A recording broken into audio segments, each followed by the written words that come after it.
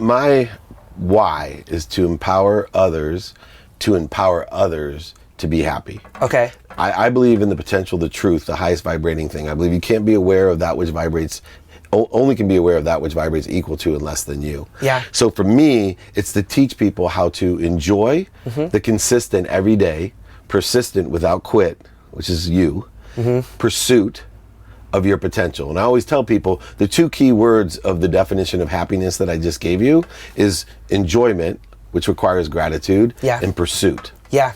Right? Yeah. And so you have to pursue something. It has to be a purpose. And so my why is to empower others to be happy, to enjoy the consistent, persistent. Because if I do, I could hit one person, inspire you. But if you could empower thousands who could empower thousands, that's millions. Yeah. And I know this about the truth. Love, happiness, all the great truths of the universe. Yeah. Nothing but inspiration and love can exist in that truth. Yeah. So hate, crime, sickness, I believe even death can't exist in inspiration or happiness.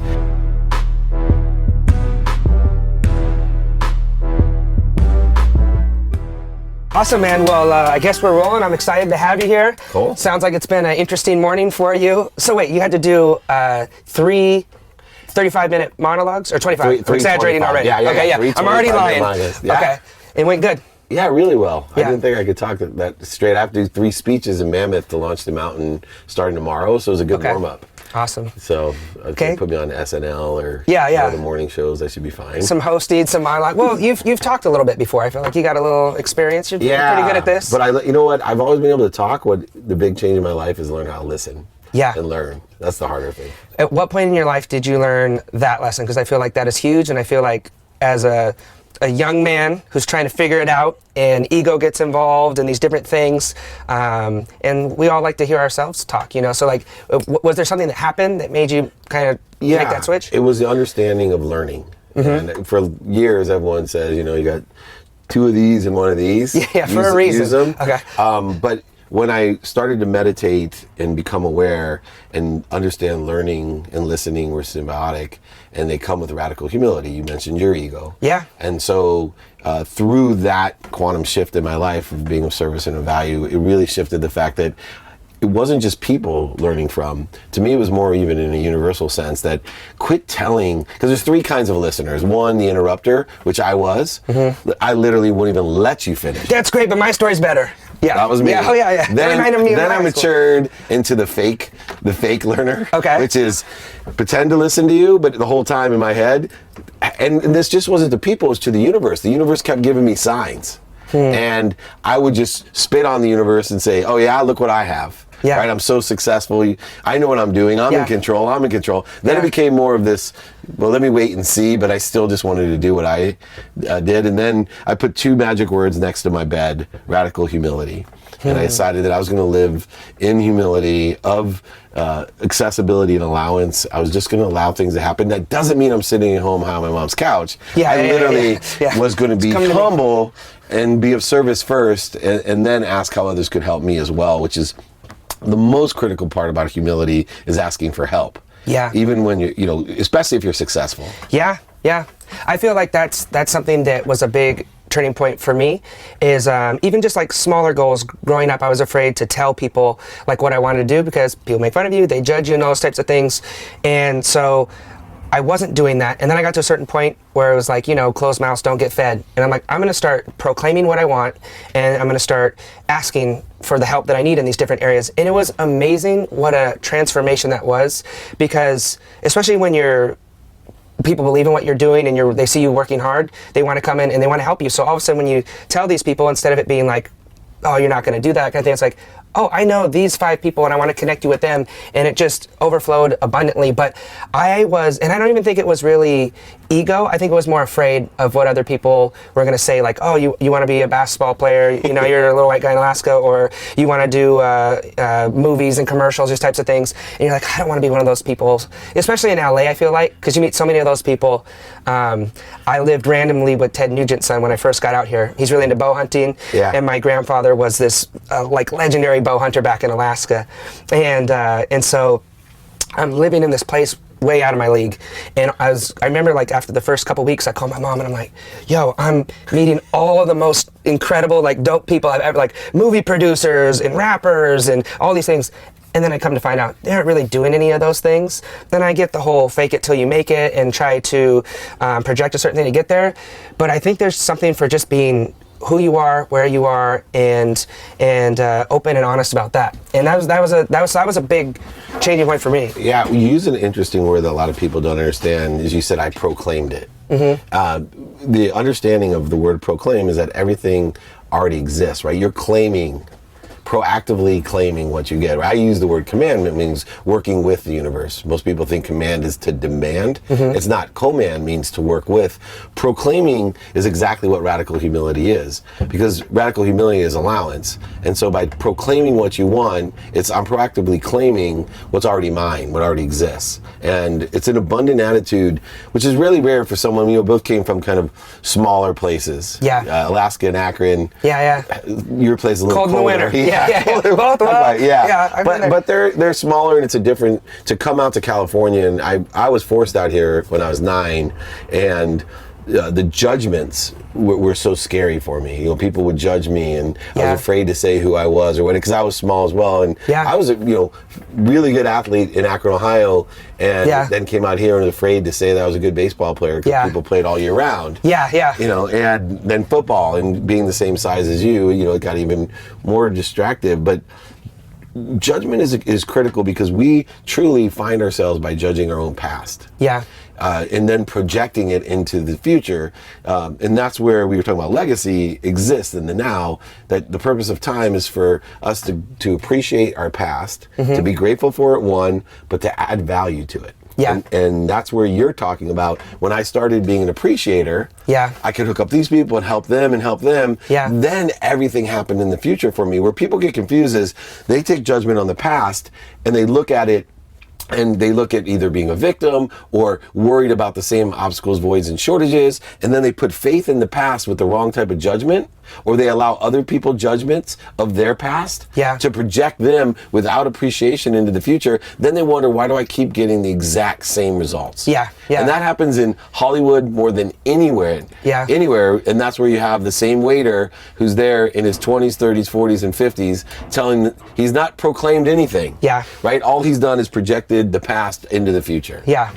Well, you're speaking to me. I know a lot of those guys in our circle of friends were like, man, you're doing the same, like you said, you're doing the same thing, definition of insanity, you're doing the same thing over and over again, and you're expecting someone else to give you a handout. And look, I'm sure people like this that did get that lucky break immediately and are big stars and all those things, and that's awesome, but I just know for me that has never been my path. It's always been that I have to work hard, outwork everyone, being the little guy in sports and doing these things, and then after that, just make it happen and not make excuses and do those types of things. So it's interesting how that weaves. So we got connected. How I first heard about you was Jewish NBA legend Danny Shays. He was like, you got to connect with him. I love it. Every time I go to Arizona, I go out, and his son Logan is like 6'6" now. 13. He's 13. Like 13 or 14. Like I'm just like, oh my gosh, you got to like be kidding me. Like he's gonna be stud baseball player, stud basketball player. So one of the things I wanted to ask you is, are you tired of people asking you questions and having to drop all this advice on people? Because I see it like every day. It's like you're like the sports cleaner Gary V. Like you have a similar thing, but yours is. And Gary and I work together. Right? I saw that. That's awesome. To be a mentor of mine to help me understand this. I live an inspired life, and that's where my focus is, and understanding. That's why I meditate to find my center every day. I'm excited to do what I do, or I won't do it. And that doesn't mean that I'm initially excited. I tell a story about trash, to give an example, is when I learned to find purpose in everything that I did, to infuse purpose by looking for the blessings in everything. So many people in life go through and they have this I got to do attitude. Well, for me, the biggest I got to do was always taking the trash out. I grew up in a family of 6, 5 boys and a girl. For some reason, my mom always made me take the trash out. And because I had an I got to take it out attitude, it'd spill on me. If there was any glass in there, it would cut me. I got furious, I'd swear and spill it, throw it. Well, so the attitude, you didn't have the attitude of like, I'm getting to do this. Exactly. I got to do it. Yeah, and then in college, I was the smallest football player on my team. Fraternity, they made me take the trash out. I got to, even worse, they made me. Yeah. So then I got to do it. Yeah. Had 3 daughters. I got to do it. Well, I started figuring out life, and one of the best perspective-changing things you can do in life is look for the blessings in everything.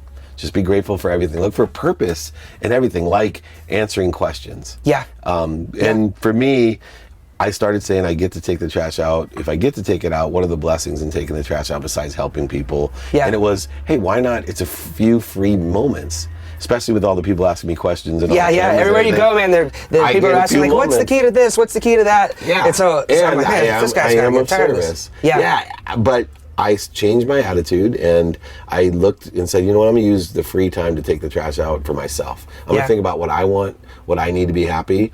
And my whole energy shifted so much about taking the trash out. I took it out at the office, at friends' houses, my friends' wives. You're the trash man. We're gonna get you over here with the waste management. This is perfect timing. I took you notice I had Jeff, right here. Oh, let's take the trash out right when we got here. Yeah. But it's a blessing. Yeah. Well, the funniest thing happened with me changing my energy. I have a 17-year-old who has a big attitude, and she's awesome. But the trash is like kryptonite to her. Oh, geez, yeah. And because I shifted my energy that I get to take the trash out, just like I get to go to work and I get to drive home and I get to fly to Mammoth today and I get to answer these questions today, that she all of a sudden offered to take the trash out. Yeah. It was an energetic thing. Yeah. And so as long as I have that inspiration, as long as I'm sitting in a space, and I will tell you, at times, if I'm not in center, then what I do is go back to center before I help someone. So I've originated everything from the sports marketing company, media company, sponsorship company, to my speaking, book writing, podcast, TV show, all the things I do which require a lot of my attention. I make sure the first step is whatever's scheduled under my control, and I won't do it if I'm not in the right place. But the key to that is being able to get back to the right place as quickly as possible. Yeah. So imagine you're a martial art expert and there's 12 attackers at all times coming at you. I'd rather not. Yeah, I'd rather not. But you've seen it on TV, right? Yeah. Like, how's that guy defend himself? Yeah. Well, what I was taught is that he's actually not defending himself. He's actually going back to center faster. Okay. Because at center, it's easy, right? There's no attacks. And so I live my life as close to center as quickly as possible as I can, which allows me to truly find the blessings. I can't tell you how many times, you help someone and it's just not just me, it's all these guys around you. They've all called me crying, email me, texting me, going, thank you so much for allowing me to be part of this. Yeah. Because it's the smallest thing. Some things, as you get more advanced, and you can see an evolution of since you started. And I think I did meet you years ago, even in Lee's office. Okay. Or something early you were doing. You ended up years and years ago. But there's an evolution that some of the things that you think of today are high vibration, complex ideas. But it's still important to remember the simple stuff. Yeah. And as you get bigger and you have hundreds of thousands, I have millions of people watch my TV show, my podcast. Yeah. Hundreds of thousands of people follow me. And some of the stuff that seems so simple to me, like, I'll say thank you before you go to bed and when you wake up. Yeah. It's one of those things I started teaching early on. Yeah. Well, I got away from that a little bit because I thought people would be bored with it. Yeah. But I forget there's more millions of people that never heard that. Yeah. And they need that inspiration, which then inspires me more. Yeah. Yeah. And I'm not as bored. It's so fun. Yeah, being able to go and connect with people like that. Like you're traveling, you're all over the world, you're speaking to people, you're meeting people, and like for you, like you said, you've done it before. You've shared this message. You're like, okay, but like you said, this audience that you're in front of, this is the first time hearing from you. So it's like that's something I've done a lot this year on the road, and it's like sometimes you're like I try to get off script as much as possible and make it challenging for myself. Actually put myself in a hole, which is a horrible. Well, go do that interview I just did. Yeah. Put it 25-minute monologues. Here's your thing. You're like, okay, I guess this is gonna get interesting. Talk about life, Ed. But that makes you grow, and that makes you better and makes it stronger. So I think that's cool. But you mentioned one thing about your daughter. So we do a lot of stuff with kids, and there's one thing, and this is kind of a selfish question, but there's one thing that I've been battling, trying to figure out, and it is social media. Because there is so much going on. It's such a different time to be a kid than when you were a kid, than when I'm a kid, and and everyone has access to all this information on their phone so young. It's a tricky thing, and kids, we see it all over the country. We go, kids are cutting themselves, they're killing themselves because they're not getting enough likes on Instagram or whatever it is, and and it lives forever, and everyone can see it, and it's getting posted by some kid on the other side of the world that they've never met. So it's an interesting time, and I have like conflicting, really strong ideas on it, but I'd love to hear kind of like, I don't have a daughter. So three teenage daughters. How do you handle that? What's your take on it? I'm sure each one has like a different, like you said, the oldest has a little bit of a attitude. I don't know where she got that from. That's the middle one. That's the middle one, yeah. The oldest is an angel, yeah. Okay. They fooled me into having the second. Okay. But they're all different. And I have an 8-year-old who plays Fortnite with those earphones on. And, you worry who's talking. Who are you talking to, yeah. Yeah. I think the idea, just like managing a company, is you need to empower your kids. Right, I teach my kids 4 things, just like I teach everyone in my company. I teach them gratitude, I teach them forgiveness, accountability, and effective communication at a very, very young age. I don't have to look over them. Yeah. Your kids will not listen to you. I'm just telling you right now. I got 3 teenage daughters. They're not going to listen, but you know what they do? They observe you. Yeah. They observe you. And I'm very cognitive and conscious about the fact that I'm going to act in a certain way.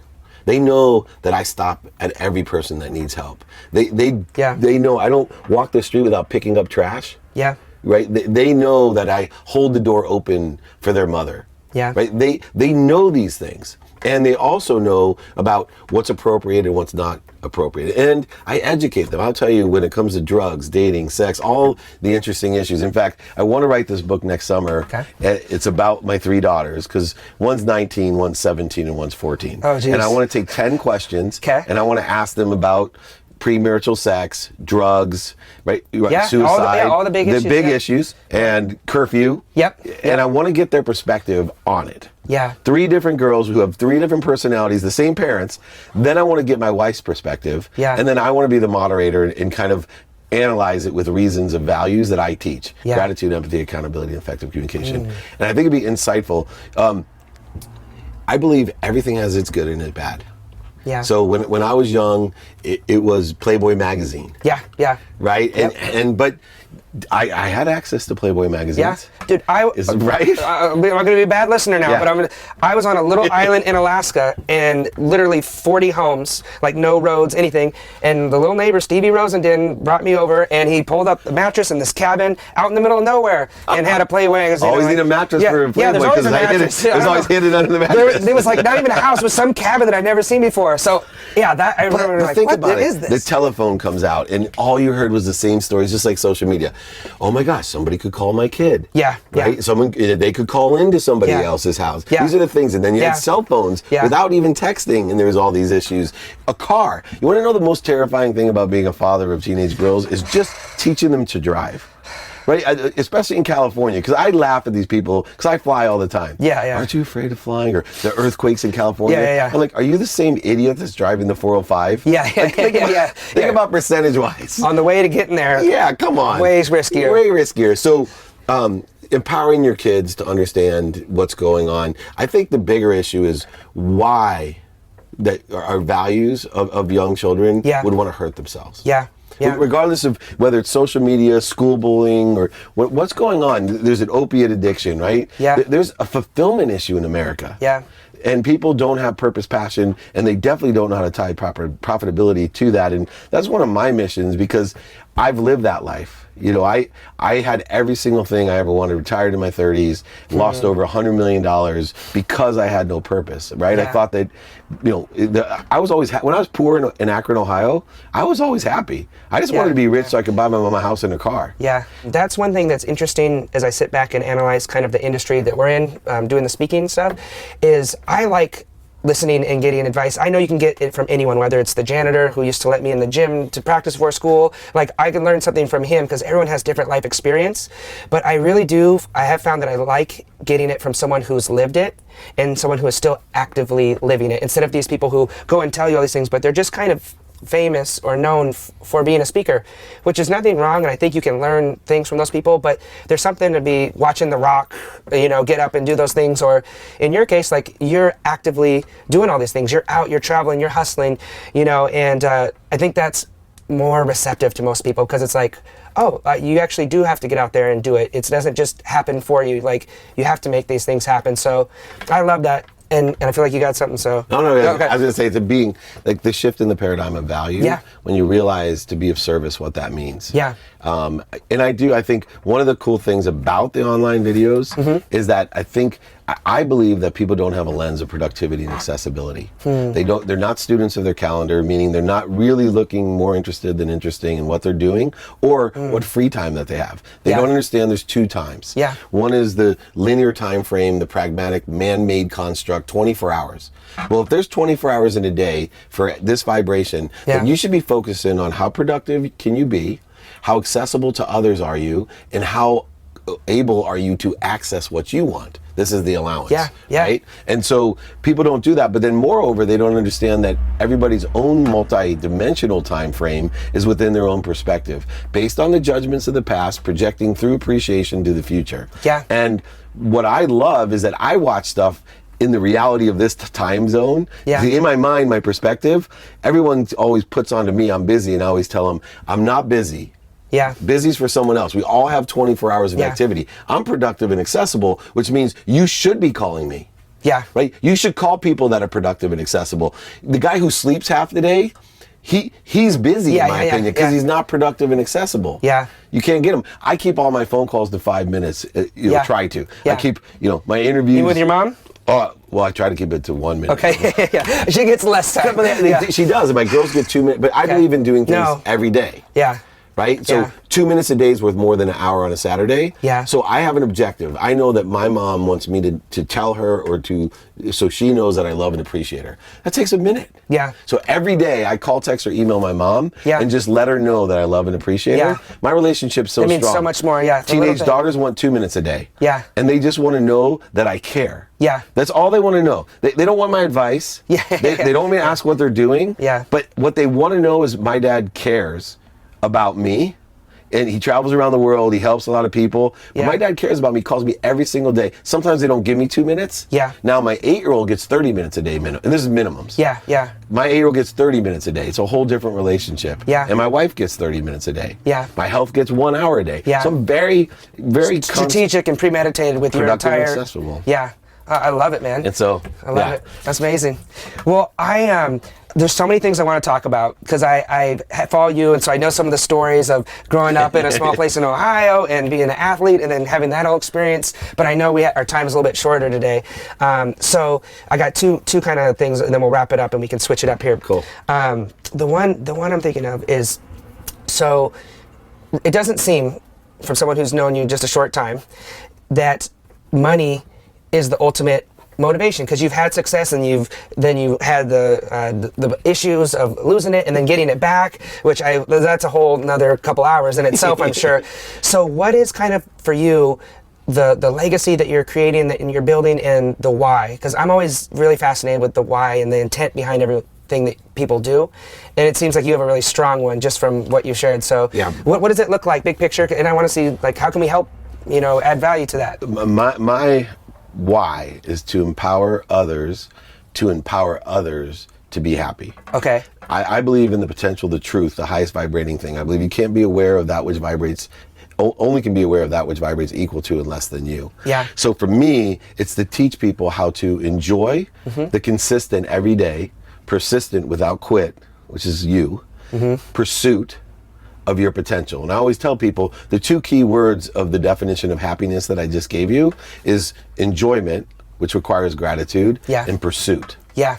Right? Yeah. And so you have to pursue something. It has to be a purpose. And so my why is to empower others to be happy, to enjoy the consistent, persistent. Because if I do, I could hit one person, inspire you. But if you could empower thousands who could empower thousands, that's millions. Yeah. And I know this about the truth: love, happiness, all the great truths of the universe. Yeah. Nothing but inspiration and love can exist in that truth. Yeah. So hate, crime, sickness, I believe even death can't exist in inspiration or happiness. And so teaching people how to shift their perspective from get to do to got to do.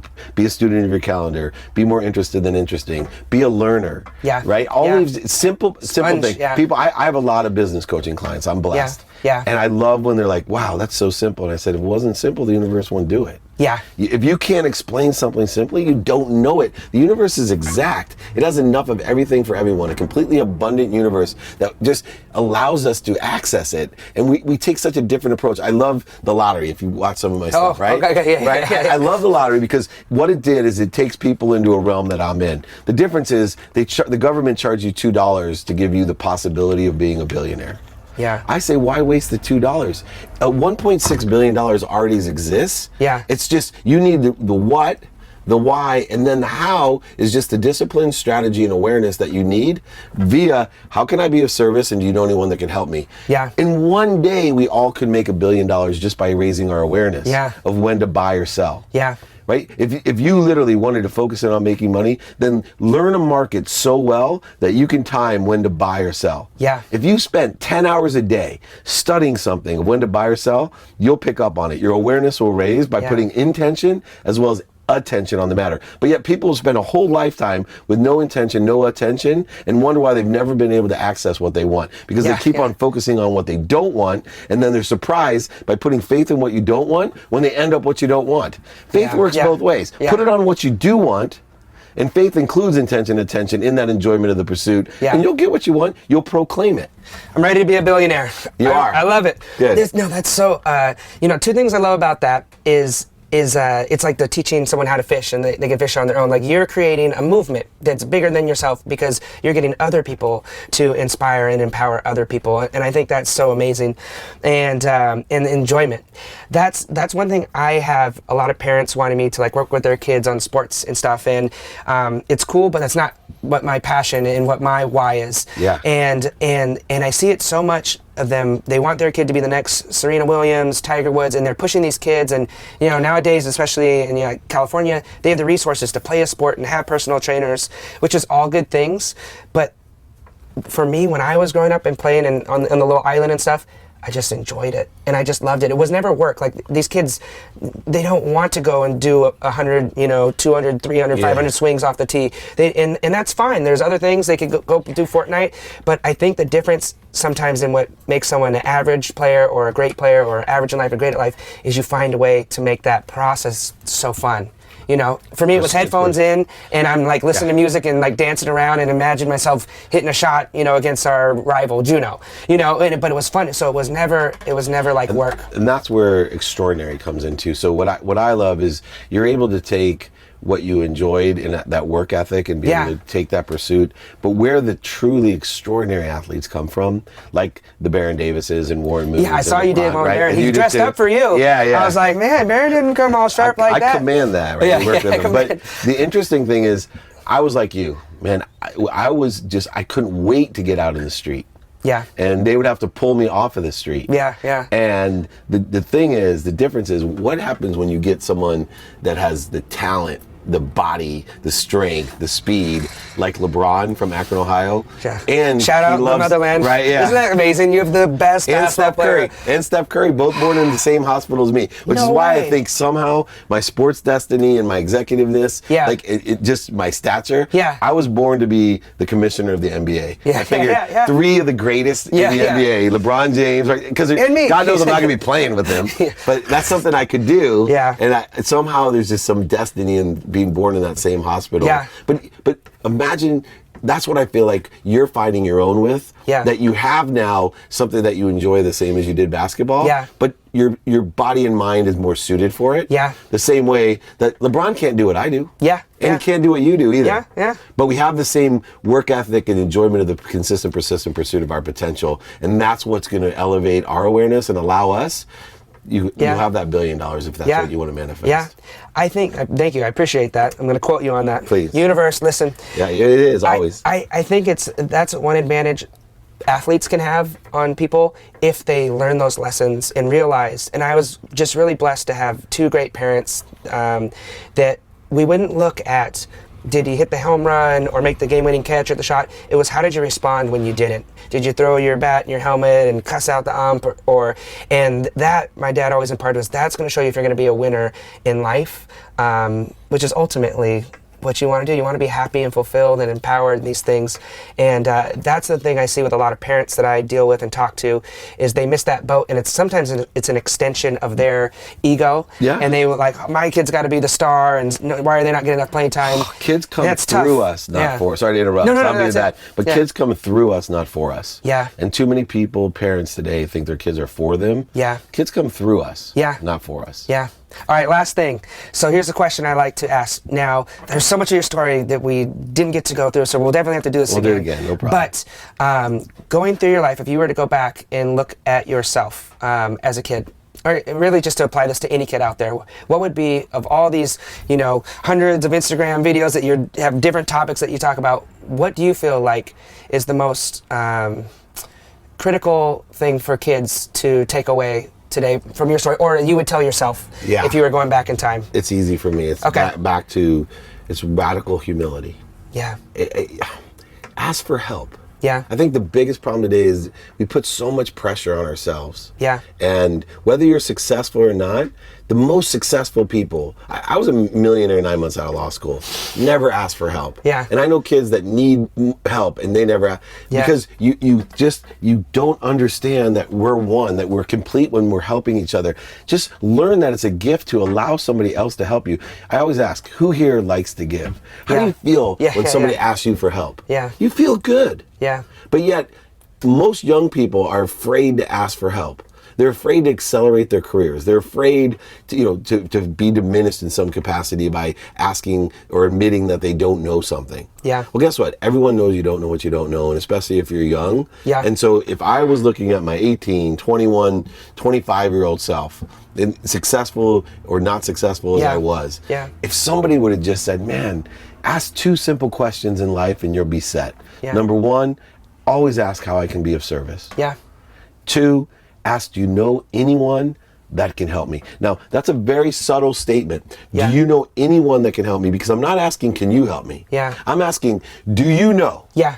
Of all the thousands of people, and guess who's included in that world? So it's a subtle way of asking for your help as well, without feeling the need to feel like pressuring. Like, what can you do for me? Yeah. But that's what I loved about you when I first met you. You started listing out people that you felt could help me. Yeah. And it's something that very few people do. That's what goes through my mind. I'm like, oh, I can't wait. I mean, just a tremendous I think it's amount a small town kid thing, because if you go, I can't speak on Akron, but I'm sure this is pronounced wrong, but I'm sure it's similar. Like, my parents, to this day, they'll go to Arizona, they'll come here and visit me, they'll start talking about Alaska, and they'll literally will send these people fish, and they'll be like, when you come to Alaska, you could stay with us. Strangers. Drama was the same way. He's from Akron. Okay. Yeah. You bond. It's so, I feel like it's like, especially out here, I just came out here to do basketball commercials. Really no clue what I was doing at that point. Yeah. And I'm meeting all these amazing people, and it was like, okay, like, why wouldn't I connect 2 friends to go do something? It wasn't like, sometimes I feel like there's a strategic, like, I'm trying to do things so I can get these things. I was clueless. I was just like, why would I not help 2 people that I know? It's a motivator, not a manipulator. Yeah. It's funny. I won the Variety Magazine Sports Humanitarian of the Year, and Andre Reed introduced me, who's a close friend and wonderful. And I had to speak between Matthew McConaughey and Morgan Freeman. Oh, jeez. But that's a pretty good lineup. Andre asked, can you introduce me to Matthew McConaughey? Yeah. Right? Who doesn't want to meet him? Exactly. I'm like, sure. Well, now I'm back in the green room. Andre's up there introducing me, and McConaughey's like, oh, Dave, can you introduce me to Andre Reed? Oh, that's so funny. So You're my the middleman. moment is when he came off stage. I was guys. Like, exactly. Yeah, don't worry about it. I looked like so cool. I was like, hey, Andre. It's not a my big friend deal. Matt. This is Andre, and they're both like, thanks, Dave. Afterwards, like, that was so cool. And I'm thinking, oh God, if you both only knew. Now they'll all know because all these cameras are around. Yeah. But everybody, let the secret out. Everybody wants to be helped. Yeah. But our egos in our way, the need to be right, offended, separate, inferior, superior, guilty, fearful, all these different needs of the egos get in our way. And so the number one lesson in life is allowance. Yeah. And allowance, that's why they call it allowance. They don't call it work money when you're a little kid. Yeah. It's because we're teaching you to allow the access of everything you want. I love it, man. I appreciate you making the time. You're doing a million things. Productive and accessible. Productive and accessible. I love it. Productive and accessible. Yeah. Okay, productive and Be accessible to others and access what you want. Okay. Okay, I'm gonna have to write that down. You'll get it. So, is there anything, David Meltzer, follow Instagram? Yeah, David Meltzer. That's where you're the most active. At David Meltzer and LinkedIn. But the cool thing about me is if you just Google David Meltzer, you'll find everything on me.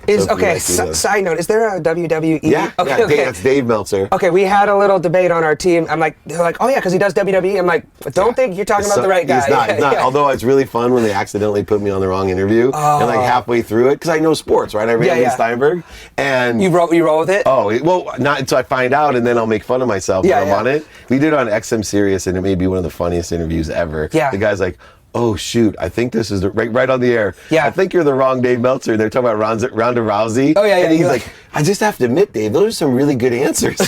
You were really good. But I get one last story. I know. Yes, no. It's my favorite Dave Meltzer story. Okay. So he's older than I. So you met him? Oh yeah. Oh, you guys are boys now. Yeah. Well, he's older, and he's busy doing his wrestling stuff. Okay. Great story. Yeah. I told him this. I'm at Tulane Law School, third year. There's no cell phones. Okay. I'm drinking. Okay. Apartment phone rings. I pick it off the wall. I'm like, yeah, Dave Meltzer.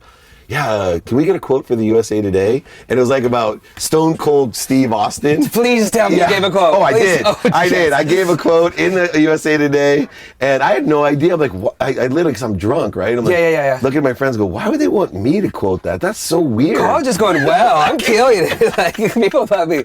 And later on, I found out, oh my God, there's a famous, wrestling guy. That's when you figured it out. Okay. And then when Do you remember the quote?